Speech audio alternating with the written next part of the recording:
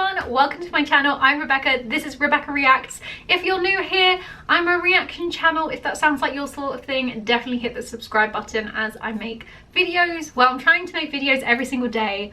And yeah, if that sounds like your sort of thing, definitely hit that subscribe button and that notification bell so you know when I next upload. Today's video has been very highly requested and I'm finally sitting down to film it. It's a wet, cold day today, which is why I'm keeping warm in my nice woolly hoodie. So yeah, this video has been highly requested by my subscribers and it's called How This Border Transformed a Subcontinent, India and Pakistan. And this is by the channel Vox. And yeah, a lot of people have asked me to film this, so this is what we're doing today. And as always, if you have any other videos you want me to react to, please put the links to them in the comments below. And yeah, let's get on with the video.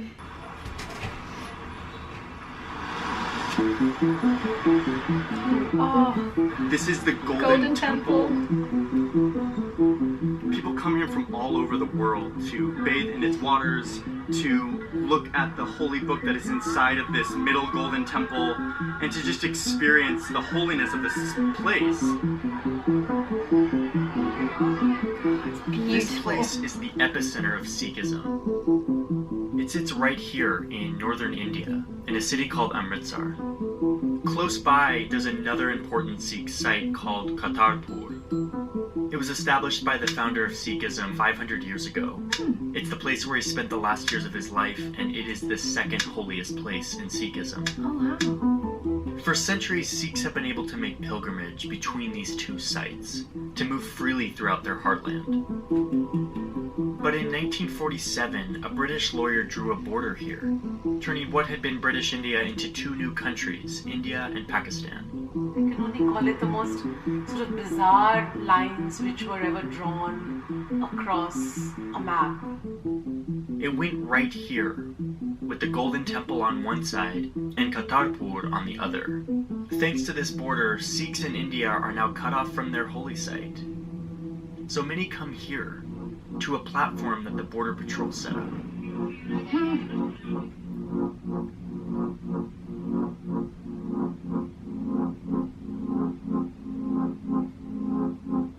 The platform looks across the border, where with the help of telescopes, Sikhs can look at their holy place, Wow. just 3 or 4 kilometers away.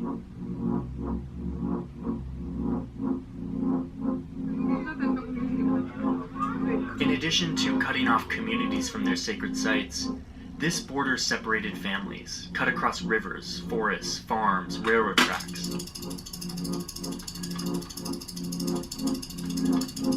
Today, this border is heavily fortified, with nearly all 3,000 plus kilometers fenced. It's lit so well that you can see it from space. Whoa. And barely anything or anyone crosses over it. When we talk about the drawing of the line, what was the most painful was the division of families which took place.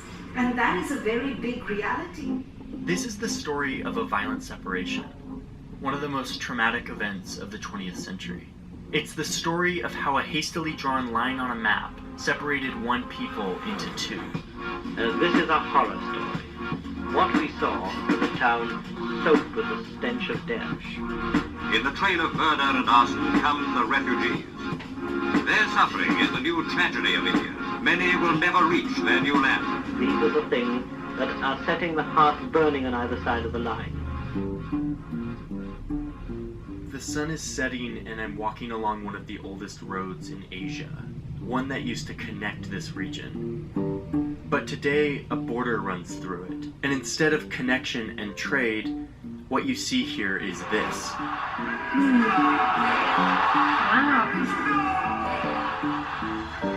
There's barbed wire, there's fences, there are officers everywhere, and yet there's also ice cream and popcorn and paraphernalia.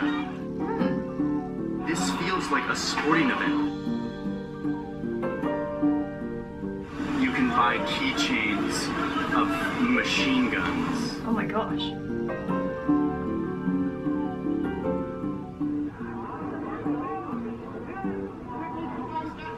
Thousands of spectators file in, filling this stadium that looks down on the border. On the other side, Pakistanis are doing the same. Then, both sides start their different show.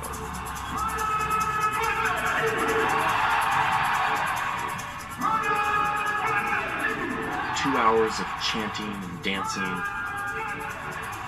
Wow.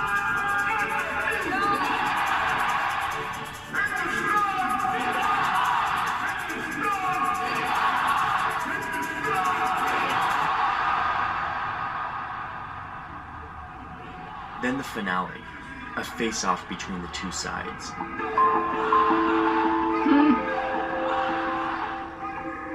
They strut back and forth in this coordinated choreography. Wow.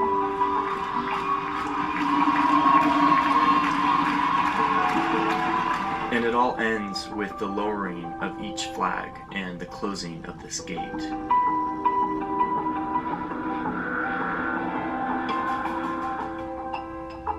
This bizarre border show plays out every evening. But this ceremony, this fence, this intense nationalism, if you rewind just a little in time, none of this existed. The British controlled parts of India for nearly 200 years, but by 1947, a strong movement of independence was swelling across the subcontinent. While back in Britain, the country was in massive debt after fighting World War II and didn't have the resources to hold on to their colony. So, they started making plans to leave India. British officials thought that a proper transfer of power would probably take around 5 years. But when the British leader in charge arrived in early 1947, he hastily decided to shrink their exit timeline.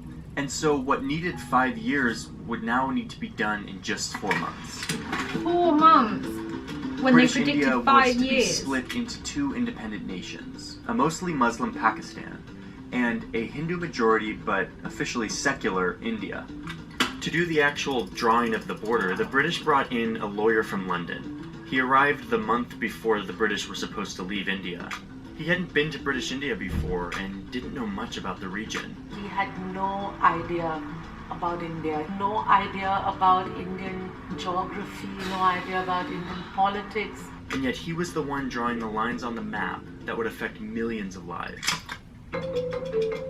During his visit, this British lawyer looked at maps and census data, focusing on the maps that showed religious identity of people in India. India has a wide variety of religions, and based on these census maps, you can see that people of all religions lived amongst each other all over the region.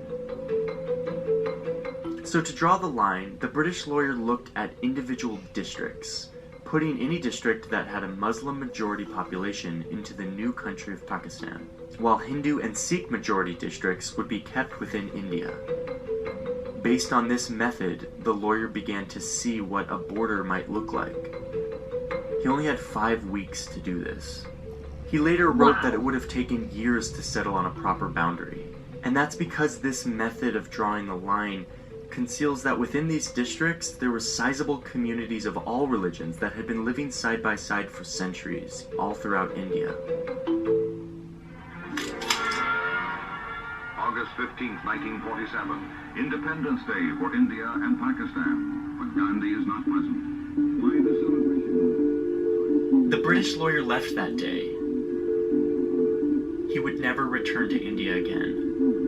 2 days after independence, the borders were made public, prompting more than 14 million people to leave their homes, their lives, for what was now their side of the border. We were told that you have to cross the border, India.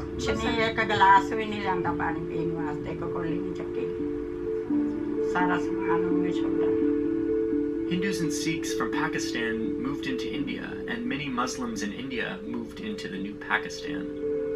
These were people who were indeed forced to lose their entire homes, their memories, their childhood, and the things they saw. It was one of the largest forced migrations of people ever, and it was chaos. A chaos that led to widespread unspeakable violence, cities on fire, sexual violence against women, trains full of dead bodies. The survivors I talked to were just children when all of this happened.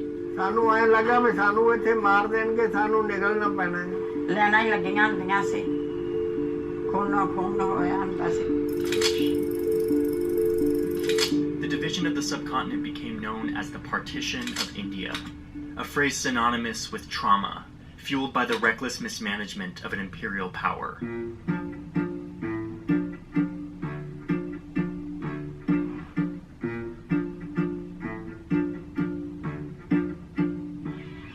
I'm in a small village right near the border on the Indian side that used to be a Muslim community before partition. And in the middle of town is this shrine, where residents would conduct ornate Muslim burial practices on these graves. If you look at the original maps that the British drew up when they were trying to draw this line, this town was actually in Pakistan in most of the maps. But in the end, the British lawyer decided to draw the line here. The people here discovered that they were now a part of the new country of India, and so many of them fled just across the border to the new state of Pakistan, and they left this place empty. That's crazy. But just as Muslims were leaving this village for the new Pakistan, Hindus and Sikhs from Pakistan were coming across into India, and some ended up here.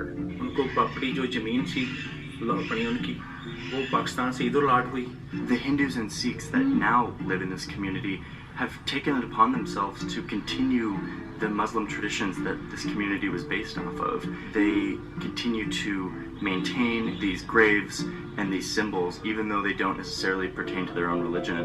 Wow. That's actually amazing.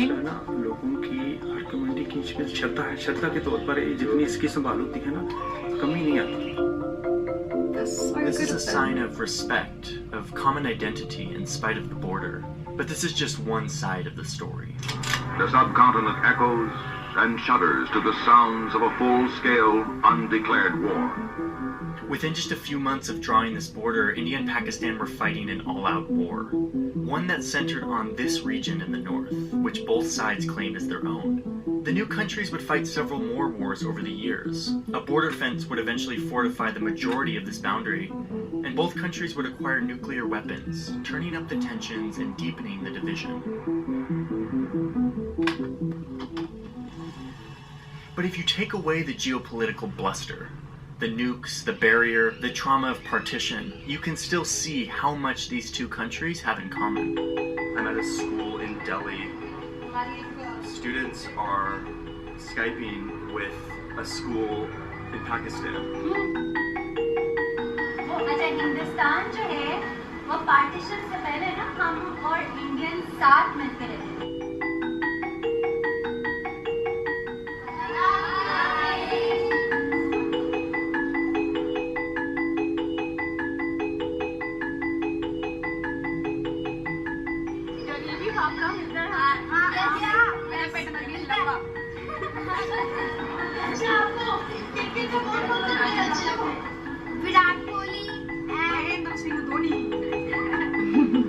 These kids are speaking a similar language, and it takes them just minutes to dive into the common roots of their culture.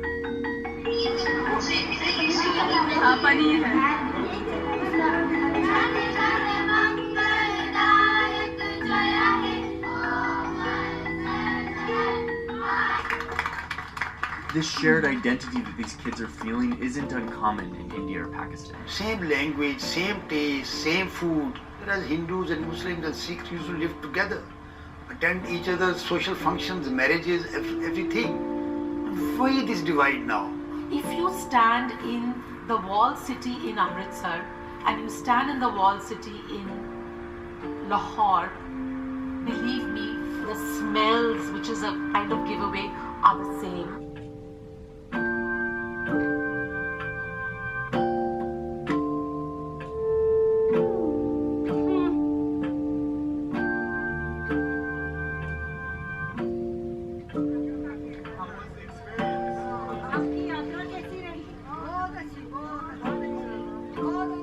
I'm visiting a group of Sikhs coming off the train. They were able to get a visa to go visit this religious site that most have to see through a telescope.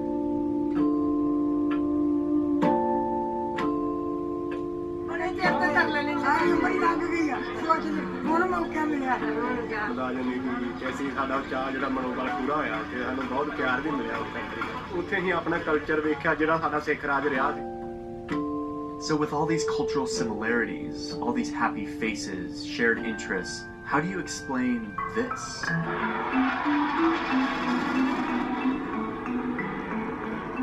You see, it is the politician who poisons people's minds. Hindustan दुनिया में software export करता है और आपके हुक्मरान टेररिस्टों को export करते हैं। The divide is created, nurtured, fostered because it suits a certain politics. Over the years, politicians on both sides have exploited tension with the other side to stoke feelings of nationalism. और हम उसको तेज करेंगे और पूरे विश्व में आपको अकेला रहने के लिए हम मजबूर करके रहेंगे। दोनों देशों में नफरत का कारण है मेरे लीडर, चाहे वो पाकिस्तान के लीडर हो या हिंदुस्तान के लीडर हो, ये शांति नहीं चाहते। Now that is interesting. Back here at this viewing platform, there's construction vehicles everywhere. For years, the Sikhs have lobbied for easier access to their holy site. And after years, the two governments finally agreed to build a little notch into this border. A corridor that will allow Sikhs to freely access their site without a visa. These 4 kilometers will restore a small part of what was once the Sikh heartland.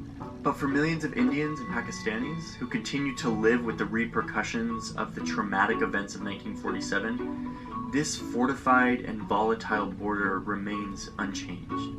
If anything, it's getting thicker. 70 years later, the shadow of partition continues to divide families, halt trade, cut connections, stop cooperation, instill fear, promote hatred. And the people who live in its shadow, on both sides, old and young, continue to live with this division that's superimposed upon their history of deep connection. This episode of Borders focused on one story of partition, the story of the division of Punjab. We can only cover so much with Borders, and we have to choose a very narrow story and focus in on that. If you're interested in learning about other conflicts and borders that have to do with religion, you should check out a documentary series called Holy War. It's on a website called Curiosity Stream, which is a repository of documentaries and nonfiction films. For $2.99 a month, you can get unlimited access, but because you're a Borders fan, you can get the first 31 days for free if you go to curiositystream.com/borders and enter the promo code BORDERS. Curiosity Stream is the exclusive sponsor of this episode of Borders, and while they don't influence our editorial process or what the video is about, they do support us, and so I'm very grateful for that. Thank you, Curiosity Stream. You should definitely check them out. Wow. That was highly educational. Wow. You know, I've done several videos where I've reacted to videos about, you know, my country's past and how it's affected India, and you know, I've said this in the videos as well that I've made in the past. The comment section is always very interesting to read for me, because half of them are saying, we know it's not your fault, it's not the new generation, you don't have to feel bad, even though I still do. I get comments saying you don't have to feel bad, we know it's not your fault, and you know, you preach that you can forgive but never forget, which I completely understand. But then the other side of the comments is like, no, you shouldn't be doing this, like, you're British, your ancestors and you are awful people. And I can completely understand why you're saying that, or why those people are saying that. And it does make me feel bad and sad to know what my country did to yours. And like I've said in previous videos, you know, we're not taught at all in history in schools about, you know, what Britain did to India.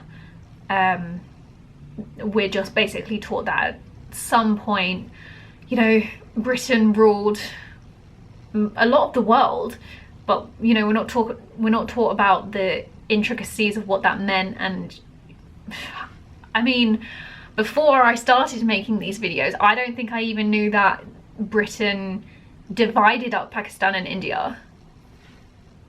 And that is very naive of me. But when you're not taught something in school, you can't be expected to know these things unless you search for it yourself, which is what I'm doing with this channel. So that was a very informative video, a very interesting watch, and I'm sorry again it's taken me so long to react to this video. It was quite a long one, but I hope you guys enjoyed it. It was very educational and I learned a lot, and it's good to see that in schools in India and in Pakistan that they learn about this, and they're obviously trying to bridge a community between the younger generations. You know, they were like FaceTiming each other and talking, the students talking to each other, which I think is lovely. But then also they were like, how can there be a community of people who are happy to talk to each other like that? But then there's also everything that will happen with the wars and stuff. And yeah, all just very, very interesting. And there was the part where he was talking about how right at the border's edge, both countries, like, you know, sit and watch their country, you know, with performances and things in the military. I found that very interesting. He said that happens every evening. Wow. I don't know, it just surprises me. I don't know why. I guess it's just because it's something I've never known about before, which, you know, is naive of me, and I feel silly for not having thought about these things in my life, especially as it was my country who's, you know, made this happen. So yeah, a very interesting watch. I enjoyed it, and it made me feel kind of uncomfortable, but it's always good to feel uncomfortable in certain situations, I think. And hopefully we can learn from it and make sure it doesn't happen again. So thank you to everyone who suggested I watch this video. Again, I'm sorry it's taken me so long, but there we go, we've done it. Let me know what you think of my reaction and my thoughts in the comments below, and if you have any other videos you want me to react to, please put the links to them in the comments below and I can add it to my long list of videos to film. Thank you to my producer level patrons, and if you want to become a patron yourself, the link is always in the description, along with my social media links for Twitter and Instagram and places like that if you want to follow me on social media. But the best way to support me, you don't have to, you know, become a patron. The best way to support me is just by hitting that subscribe button. It's free to do so, and yeah, it means that I know that you're gonna come back and watch, and if you hit that notification bell it also tells you when I upload, so that's always a good thing as well. So yeah, I hope you have enjoyed this video. If you have, please do give it a thumbs up, and I'll see you very soon for a new video. Bye!